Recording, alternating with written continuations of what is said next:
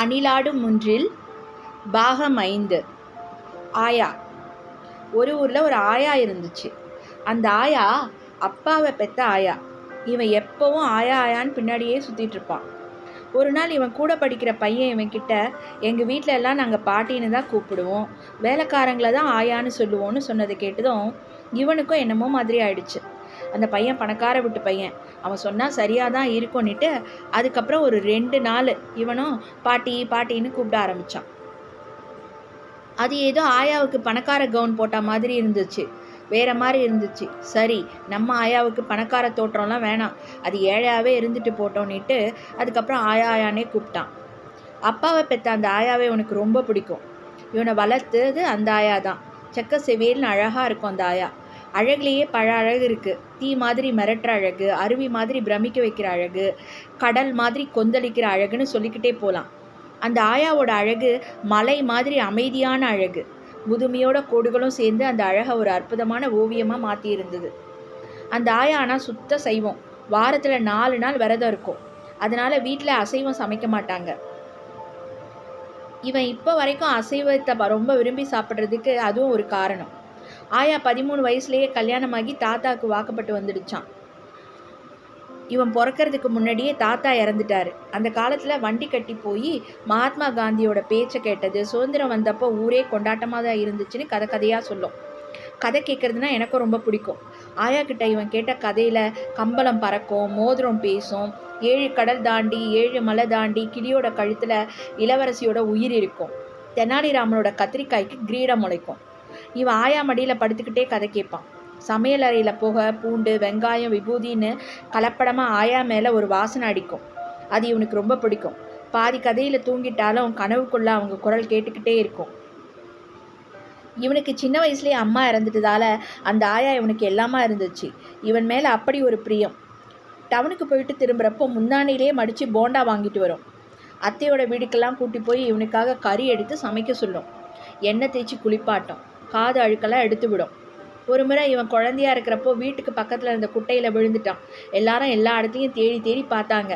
இவனோட அம்மா தான் சிவப்பு கலர் ரிப்பன் குட்டைக்கு மேலே தெரியறத பார்த்துட்டு கண்டுபிடிச்சாங்க. எல்லாரும் சேர்ந்து அவனை காப்பாற்றிட்டு ஆஸ்பத்திரிக்கு கூட்டிகிட்டு போனாங்க. அப்போ இருந்து இவனுக்கு தண்ணியில் கண்டோன்னுட்டு எங்கேயுமே விடாது. இவனோட கூட்டாளிங்க கிணத்துல சொட்டாங்கெல்லாம் குதிக்கும் பொழுது இவன் கரையிலேருந்தே பார்த்துக்கிட்டு இருப்பான். இவனை காணோனாக்கா ஆயா வயக்காட்டில் இருக்கிற எல்லா கிணத்துலையும் தேடி தேடி பார்க்கும். இவனை பார்த்ததுக்கப்புறம் தான் நிம்மதி வரும். இந்த மாதிரி தான் நிறைய விஷயங்கள்ல இருந்து இவன் தள்ளியே இருந்தான். +2 படிக்கிறப்ப தான் இவனுக்கு பள்ளிக்கூடத்துக்கு சைக்கிளில் போகிற அனுமதியே கிடச்சிது. டியூஷன் எல்லாம் முடிஞ்சு ராத்திரி வர வரைக்கும் ஆயா திண்ணையிலேயே உட்காந்துட்டு இருக்கோம். இனிமேல் நீ பஸ்லையே போ, சைக்கிளில் போகாதேன்னு பயப்படும். ராமுழுக்க கண்ணு முழிச்சு எழுதிக்கிட்டே இருக்காத, உடம்ப பார்த்துக்கோ, பேசாமல் காலேஜ் வாத்தியார் வேலைக்கு இந்த ஊர்லேயே போயிடு அப்படின்லாம் சொல்லும். இவன் சிரிச்சுக்கிட்டே பேச்சை மாற்றிடுவான். ஆயாக்கு இப்போ 92 வயசு. இப்போவும் ஊருக்கு போனால் அவங்க மடியில் படுத்துப்பான். எதுவும் பேசாமல் இவன் முகத்தை நடுங்கிற விரலால் தடவி கொடுத்துக்கிட்டே இருக்கும். இன்னொரு ஊரில் இன்னொரு ஆயா இருந்துச்சு. இந்த ஆயா அம்மாவை பெற்ற ஆயா. இந்த ஆயாவும் அழகு. இந்த ஆயாவோட அழகு கிராமத்து கோயிலில் இருக்கிற சிறு தெய்வம் மாதிரி கொஞ்சம் ஆக்ரோஷமான அழகு.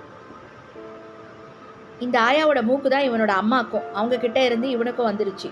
இந்த மூக்கால பள்ளிக்கூடத்தில் இவனுக்கு பேர் ஜப்பான். இந்த ஆயா அந்த ஆயாவுக்கு அப்படியே நேர எதிர், வீர அசைவம். முழு பரீட்சை லீவுக்கு சென்னைக்கு ஆயா வீட்டுக்கு வரும்பொழுதெல்லாம் ஆயா மண் சட்டியில் மீன் ஆயறத வேடிக்கை பார்க்கறது தான் இவனோட பொழுதுபோக்கு. மண் சட்டியில் ஆயா வைக்கிற மீன் குழம்போட ருசியை இன்னைக்கு வரைக்கும் இவன் வேறு எங்கேயும் சாப்பிட்டதில்லை. வாயான்னு பாசத்தோடு கூப்பிட்டு வெத்தலைப்பாக்கு கரையோட கன்னத்தில் முத்தம் கொடுக்கும். கல்லூரி முடிஞ்சு கல்யாணம் ஆகிற வரைக்கும் இவன் இந்த ஆயா வீட்டில் தான் இருக்கான். 5 மாமா மாமிங்க அக்கா குழந்தைங்கன்னு ஒரு கூட்டு குடும்பம். ஆலமரம் மாதிரி ஆயா தான் எல்லாரையும் தாங்கிட்டு இருந்துச்சு. எங்கேயாவது வெளிநாட்டுக்கோ வெளியூருக்கோ போகிறப்ப இவனை சாமி படத்துக்கு முன்னாடி நிற்க வச்சு விபூதி பூசிடும். இவன் காலில் விழுவான். சுருக்கு பையிலேருந்து 10 ரூபாய் எடுத்து கொடுத்து, பார்த்து செலவு பண்ணியா, பத்திரமா போயிட்டு வான்னு அனுப்பி வைக்கும்.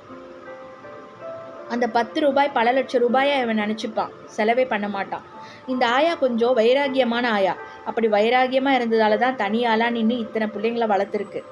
ஆயாவை கேட்காம யாரும் எதுவும் செய்ய மாட்டாங்க, அப்படி ஒரு பயம். இவன் ராத்திரியெல்லாம் கண்ணு முழிச்சு படிச்சுட்டு இருப்பான். இவன் காப்காவை படிக்கிறானா, காமியுவை படிக்கிறானா, சுந்தர ராமசாமியை படிக்கிறானா, சில்வியா ஃப்ளாத்தை படிக்கிறானான்னு ஆயாக்கு எதுவும் தெரியாது. அதை பொறுத்த வரைக்கும் பேரன் படிச்சுட்டு இருக்கான். நிச்சயம் பெரிய ஆளாக வந்துடுவான்னு நினப்பு. பரீட்சைக்கு படிக்கிறவங்களுக்கு கொடுக்குற மாதிரி அதுவும் கூடவே முழிச்சிருந்து டீ போட்டு கொடுக்கும். காலையில் எல்லாரும் பள்ளி கல்லூரின்னு வேலைக்கு போகிறப்ப யாராவது சத்தமாக பேசினா பேரன் படிச்சுட்டு தூங்குறான், மெல்லமாக பேசுங்கடின்னு சொல்லும். 15 வருஷத்துக்கு முன்னாலே இவனோட கவிதை புஸ்தகத்தை பாரதி ராஜா வெளியிட்டார். பாலுமகேந்திரா, பெரியார் தாசன், பாரதி புத்திரன்னு நிறைய பெரியவங்கெல்லாம் பேசினாங்க.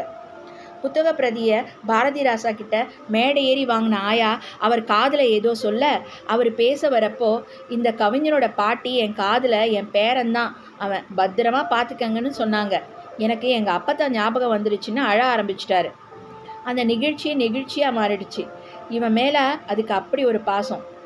இந்த அக்கறை சில சமயம் வேறு மாதிரியும் முடியும். ஒரு முறை இவனை பேட்டி எடுக்க ஒரு பத்திரிகை நிருபர் வீட்டுக்கு வந்தார். இவன் இதுவரை எழுதிய பாடல்கள், இப்போ எழுதிட்டு இருக்கிற பாடல்கள்னு எல்லாத்தையும் அவர்கிட்ட சொல்லிட்டு இருந்தான். அவர் கிளம்பி போனதும் ஆயா இவன்கிட்ட வந்து, இவர் கூடலாம் பழகாத, உன்னை பற்றி தெரிஞ்சுட்டு போக தான் வந்திருக்காருன்னு சொல்லிச்சு. இவன் இல்லாயா, அதுதான் அவரோட வேலையே, அவர் பத்திரிகை நிருபர்னு சொன்னான். உடனே இப்படிலாம் நீ வெள்ளந்தியாக இருக்காத, எல்லாத்தையும் எல்லார்கிட்டையும் சொல்லாதன்னு சொல்லிட்டு உள்ளே போயிடுச்சு.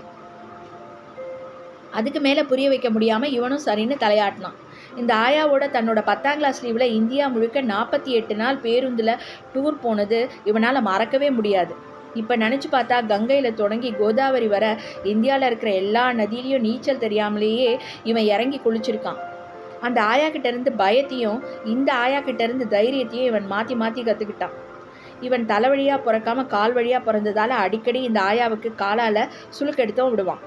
இந்த ஆயாவை பார்க்குறப்பெல்லாம் இவனுக்கு அப்படியே வயசான அம்மாவை பார்க்குற மாதிரியே இருக்கும். கொஞ்ச நாளாக இந்த ஆயாவுக்கும் எனக்கும் மனஸ்தாபம். மனசுன்னு இருந்தால் மனஸ்தாபம் இருக்க தானே செய்யும். சமீபத்தில் ஒரு கல்யாணத்தில் இவனை பார்த்ததும் ஆயா அழத் தொடங்கிடுச்சு. இவனும் கண்ணு கலங்கி பக்கத்தில் போய் உட்கார்ந்தான். ஆயா ஆனால் இவன்கிட்ட பேசலை. உன் பேரனுக்கு உன்கிட்ட சண்டை போடக்கூட உரிமை இல்லையான்னு கேட்டேன். அப்படியே இவன் கையை பிடிச்சி அணைச்சிக்கிச்சு. அந்த அணைப்போ இவன் அம்மாவை பார்த்தான். அவங்க அம்மாவை பார்த்தான். தலைமுறைக்கு முந்தைய ஆதி தாயை பார்த்தான். நன்றி, வணக்கம். நாளை பார்க்கலாம்.